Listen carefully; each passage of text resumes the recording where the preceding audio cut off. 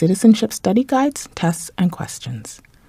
The only official study guide for the citizenship test is Discover Canada, the Rights and Responsibilities of Citizenship, which is available from Citizenship and Immigration Canada at no cost. If you have applied for citizenship and are preparing for the citizenship test, your primary resource should be the official study guide. If you use any other material to prepare for the citizenship test, you'd notice third-party citizenship study guides, tests, and questions. The only official study guide for the citizenship test is Discover Canada, the Rights and Responsibilities of Citizenship, which is available from Citizenship and Immigration Canada at no cost.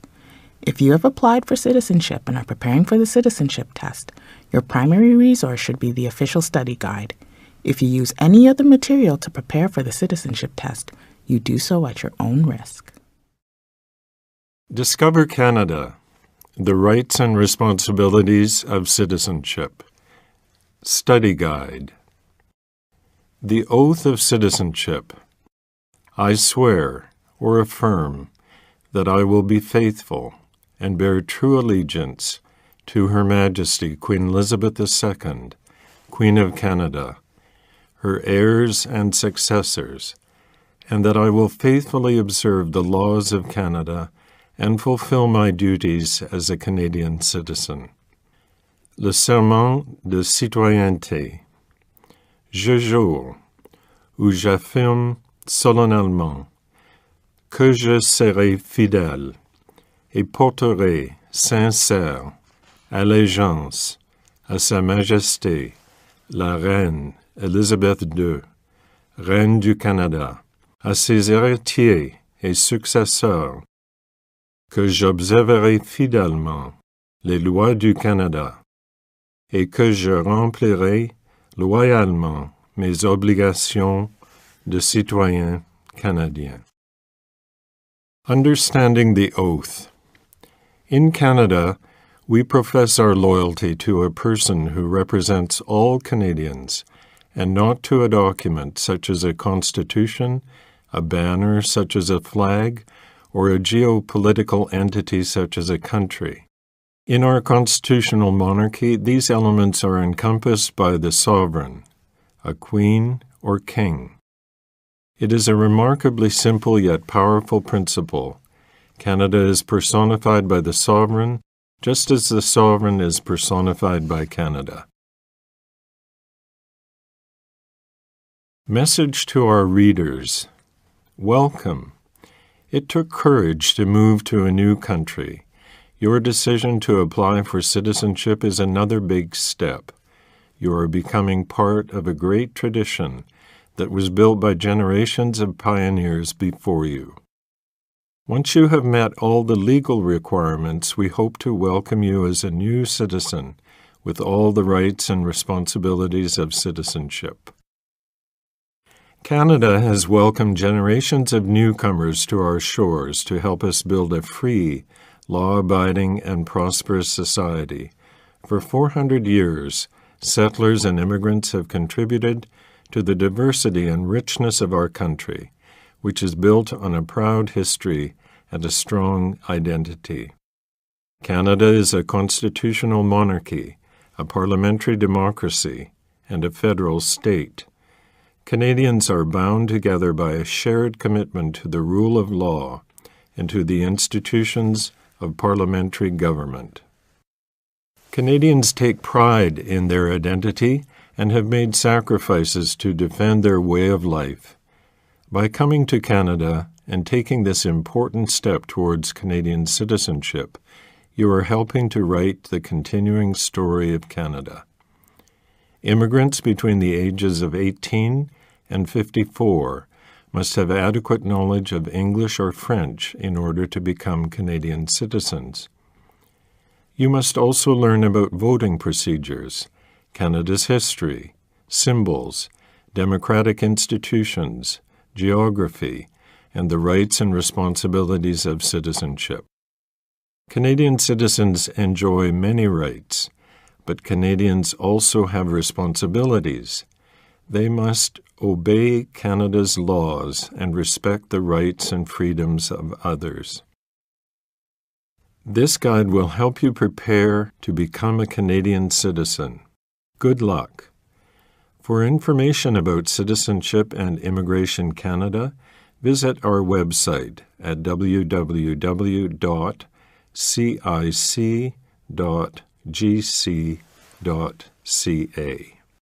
Applying for citizenship. When you apply for citizenship, officials will check your status, verify that you are not prohibited from applying, and ensure that you meet the requirements. Your application may take several months. Please ensure that the call center always has your correct address while your application is being processed. Telephone numbers will be supplied at the conclusion of this audio guide. Caption: Images of citizens taking the oath. How to use this booklet to prepare for the citizenship test. This booklet will help you prepare for the citizenship test. You should study this guide, ask a friend or family member to help you practice answering questions about Canada, call a local school or school board, a college, a community center, or a local organization that provides services to immigrants, and ask for information on citizenship classes. Take English or French language classes, which the Government of Canada offers free of charge. About the citizenship test. The citizenship test is usually a written test, but it could be an interview. You will be tested on two basic requirements for citizenship. 1. Knowledge of Canada and of the rights and responsibilities of citizenship. And 2. Adequate knowledge of English or French. Adult applicants 55 years of age and over do not need to write the citizenship test. The citizenship regulations provide information on how your ability to meet the Knowledge of Canada requirement is determined. Information about these regulations will be provided later in this audio guide. All the citizenship test questions are based on the subject areas noted in the citizenship regulations, and all required information is provided in this study guide. After the test. If you pass the test and meet all the other requirements, you will receive a notice to appear to take the oath of citizenship. This document tells you the date, time, and place of your citizenship ceremony.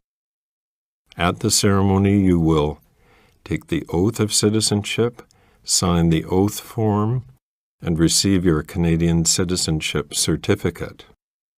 If you do not pass the test, you will receive a notification indicating the next steps.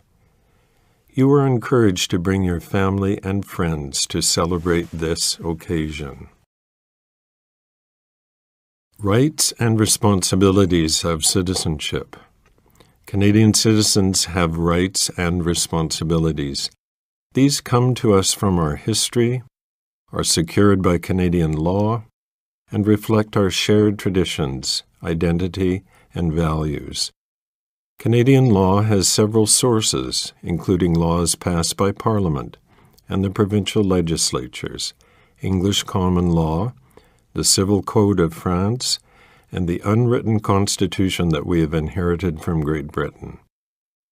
Together, these secure for Canadians an 800-year-old tradition of ordered liberty, which dates back to the signing of Magna Carta in 1215 in England, also known as the Great Charter of Freedoms, including freedom of conscience and religion, freedom of thought, belief, opinion, and expression, including freedom of speech and of the press, freedom of peaceful assembly, and freedom of association. Habeas corpus, the right to challenge unlawful detention by the state, comes from English common law. The Constitution of Canada was amended in 1982 to entrench the Canadian Charter of Rights and Freedoms, which begins with the words, "Whereas Canada is founded upon principles that recognize the supremacy of God and the rule of law." This phrase underlines the importance of religious traditions to Canadian society and the dignity and worth of the human person. The Charter attempts to summarize fundamental freedoms while also setting out additional rights. The most important of these include mobility rights. Canadians can live and work anywhere they choose in Canada, enter and leave the country freely, and apply for a passport. Aboriginal peoples' rights. The rights guaranteed in the Charter will not adversely affect any treaty or other rights or freedoms of Aboriginal peoples. Official language rights and minority language educational rights. French and English have equal status in Parliament and throughout the government.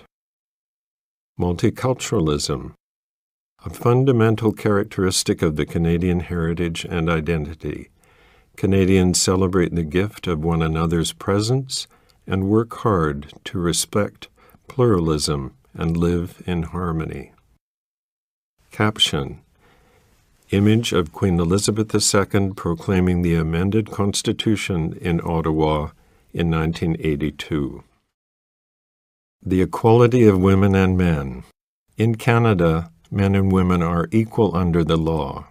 Canada's openness and generosity do not extend to barbaric cultural practices that tolerate spousal abuse, honor killings, female genital mutilation, forced marriage, or other gender-based violence.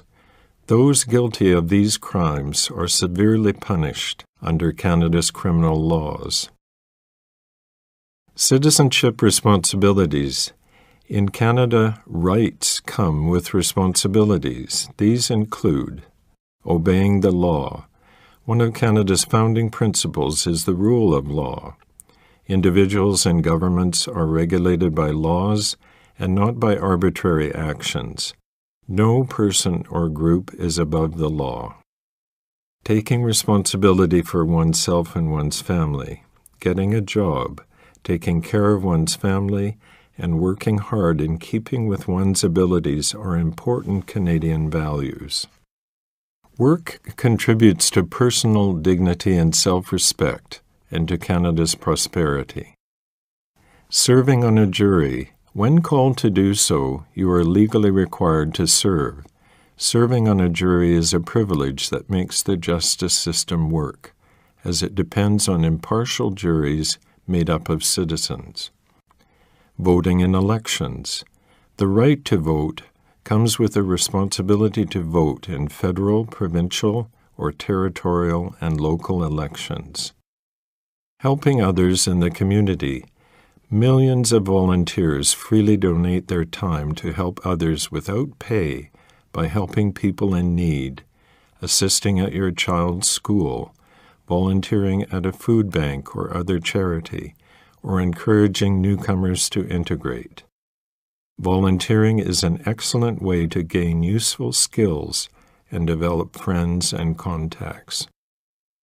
Protecting and enjoying our heritage and environment. Every citizen has a role to play in avoiding waste and pollution while protecting Canada's natural, cultural, and architectural heritage for future generations. Defending Canada. There is no compulsory military service in Canada. However, serving in the regular Canadian Forces, Navy, Army, and Air Force is a noble way to contribute to Canada and an excellent career choice. More information can be obtained online from the Canadian Forces website at www.forces.ca. You can serve in your local part-time Navy, militia, and air reserves and gain valuable experience, skills, and contacts. Young people can learn discipline, responsibility, and skills by getting involved in the cadets. More information can be obtained online from the Canadian Cadet Organization's website at www.cadets.ca. You may also serve in the Coast Guard or emergency services in your community, such as a police force or fire department. By helping to protect your community, you follow in the footsteps of Canadians before you who made sacrifices in the service of our country. Who we are. Canada is known around the world as a strong and free country. Canadians are proud of their unique identity. We have inherited the oldest continuous constitutional tradition in the world. We are the only constitutional monarchy in North America. Our institutions uphold a commitment to peace, order, and good government, a key phrase in Canada's original constitutional document in 1867, the British North America Act. A belief in ordered liberty, enterprise, hard work, and fair play have enabled Canadians to build a prosperous society in a rugged environment from our Atlantic shores to the Pacific Ocean and to the Arctic Circle. So much so that poets and songwriters have hailed Canada as the Great Dominion. To understand what it means to be Canadian, it is important to know about our three founding peoples, Aboriginal, French, and British. Caption: Images of a Métis man from Alberta, of a Cree dancer, of Inuit children in Iqaluit, Nunavut, and of the Haida artist Bill Reid carving a totem pole. Aboriginal peoples. The ancestors of Aboriginal peoples are believed to have migrated from Asia many thousands of years ago. They were well established here long before explorers from Europe first came to North America. Diverse, vibrant First Nations cultures were rooted in religious beliefs about their relationship to the Creator, the natural environment, and each other. Aboriginal and treaty rights are in the Canadian Constitution. Territorial rights were first guaranteed through the Royal Proclamation of 1763 by King George III and established the basis for negotiating treaties with newcomers, treaties that were not always fully respected. From the 1800s until the 1980s, the federal government placed many Aboriginal children in residential schools to educate and assimilate them into mainstream Canadian culture. The schools were poorly funded and inflicted hardship on the students. Some were physically abused. Aboriginal languages and cultural practices were mostly prohibited. In 2008, Ottawa formally apologized to the former students. In today's Canada, Aboriginal peoples enjoyed renewed pride and confidence and have made significant achievements in agriculture, the environment, business, and the arts. Today, the term Aboriginal peoples refer to three distinct groups. Indian refers to all Aboriginal people who are not Inuit or Métis. In the 1970s, the term First Nations began to be used. Today, about half of First Nations people live on reserve land in about 600 communities, while the other half live off reserve, mainly in urban centers. The Inuit, which means the people in the Inuktitut language, live in small, scattered communities across the Arctic. Their knowledge of the land, sea, and wildlife enabled them to adapt to one of the harshest environments on Earth. The Métis are a distinct people of mixed Aboriginal and European ancestry, the majority of whom live in the prairie provinces. They come from both French and English-speaking backgrounds and speak their own dialect, Michif. About 65% of the Aboriginal people are First Nations, while 30% are Métis and 4% Inuit. Unity in diversity.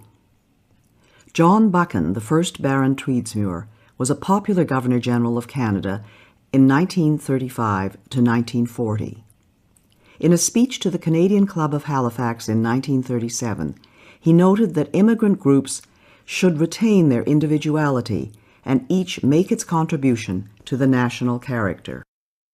Each could learn from the other, and while they cherish their own special loyalties and traditions, they cherish not less that new loyalty and tradition which springs from their union.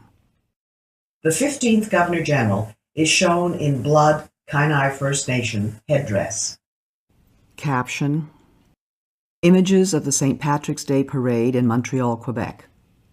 A Highland dancer in Maxville, Ontario. A family celebrating Fête Nationale in Gatineau, Quebec. And of an Acadian fiddler in village of Grand'Anse, New Brunswick. English and French. Canadian society today stems largely from the English-speaking and French-speaking Christian civilizations that were brought here from Europe by settlers. English and French define the reality of day-to-day life for most people and are the country's official languages. The federal government is required by law to provide services throughout Canada in English and French. Today, there are 18 million Anglophones, people who speak English as a first language, and 7 million Francophones, people who speak French as their first language. While the majority of Francophones live in the province of Quebec, 1 million Francophones live in Ontario, New Brunswick, and Manitoba, with a smaller presence in other provinces. New Brunswick is the only officially bilingual province. The Acadians are the descendants of French colonists who began settling in what are now the Maritime Provinces in 1604. Between 1755 and 1763, during the war between Britain and France, more than 2/3 of the Acadians were deported from their homeland. Despite this ordeal, known as the Great Upheaval, the Acadians survived and maintained their unique identity.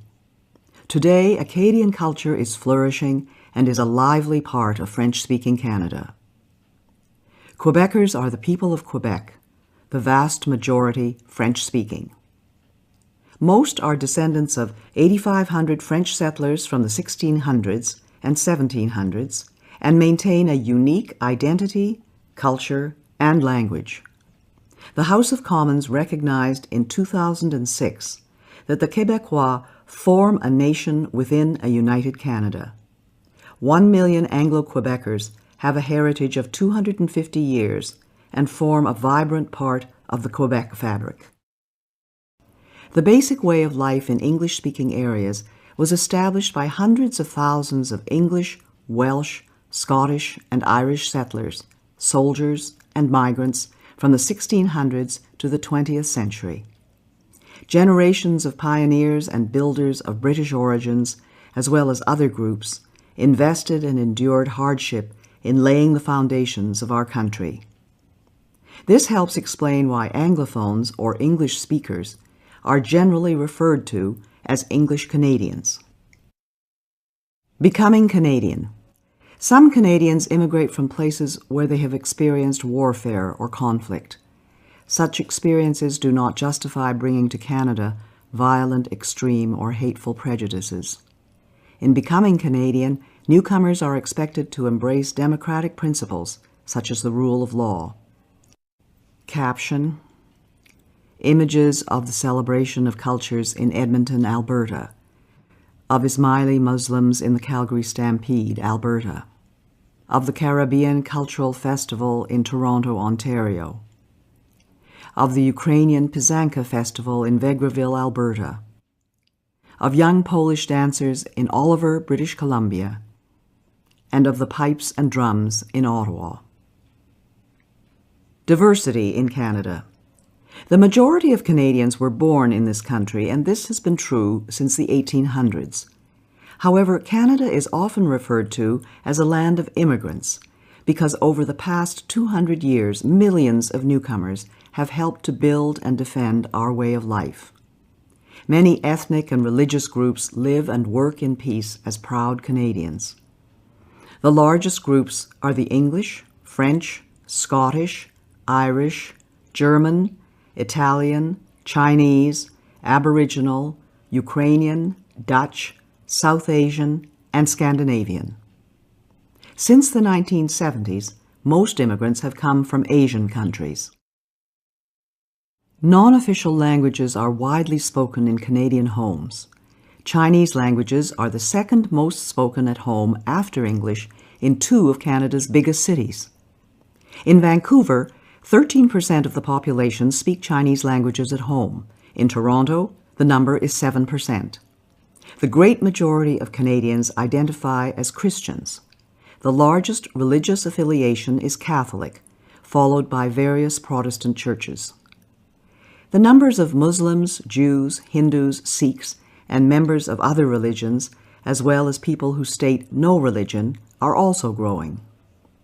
In Canada, the state has traditionally partnered with faith communities to promote social welfare, harmony, and mutual respect, to provide schools and health care, to resettle refugees, and to uphold religious freedom, religious expression, and freedom of conscience. Canada's diversity includes gay and lesbian Canadians who enjoy the full protection of and equal treatment under the law, including access to civil marriage. Together, these diverse groups sharing a common Canadian identity make up today's multicultural society. Caption: Images of Christmas in Gatineau, Chinese-Canadian war veterans, Notre-Dame-des-Victoires in Quebec City, and the Chinese New Year celebration in Vancouver.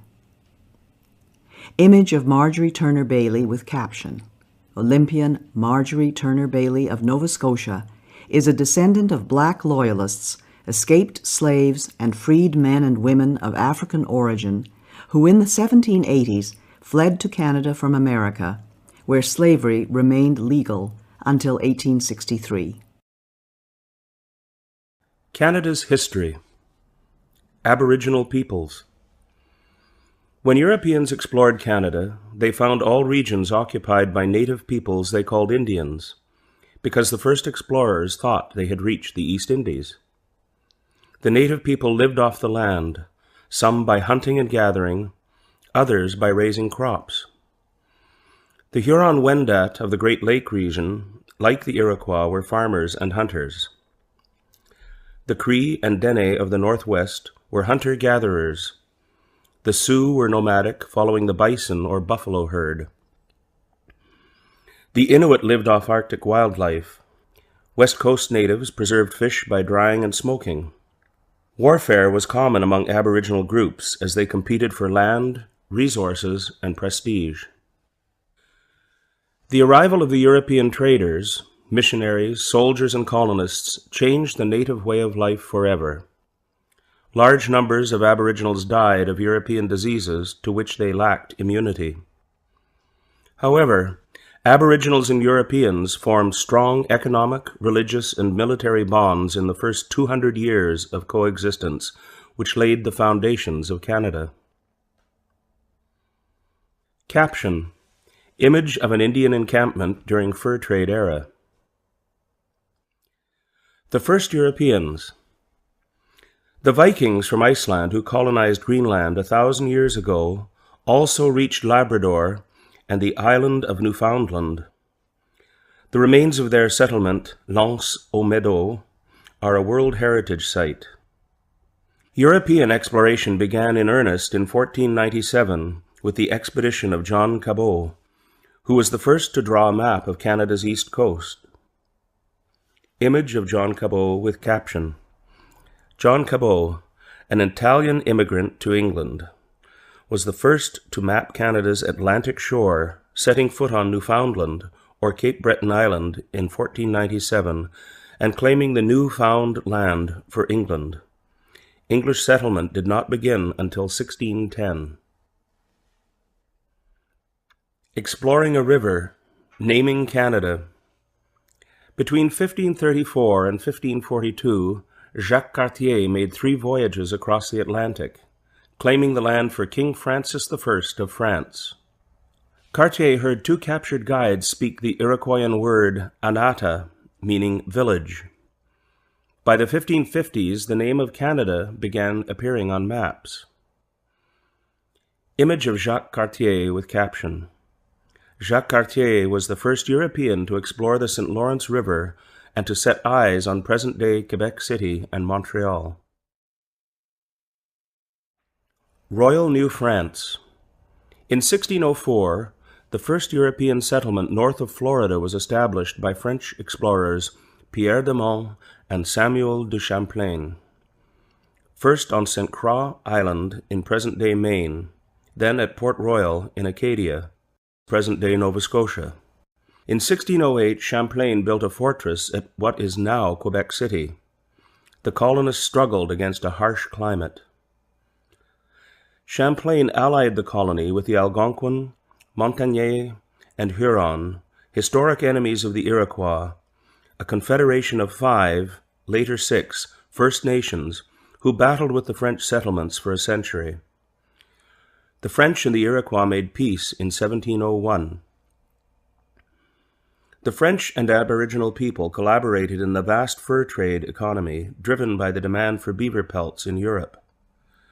Outstanding leaders like Jean Talon, Bishop Laval, and Count Frontenac built a French empire in North America that reached from Hudson Bay to the Gulf of Mexico.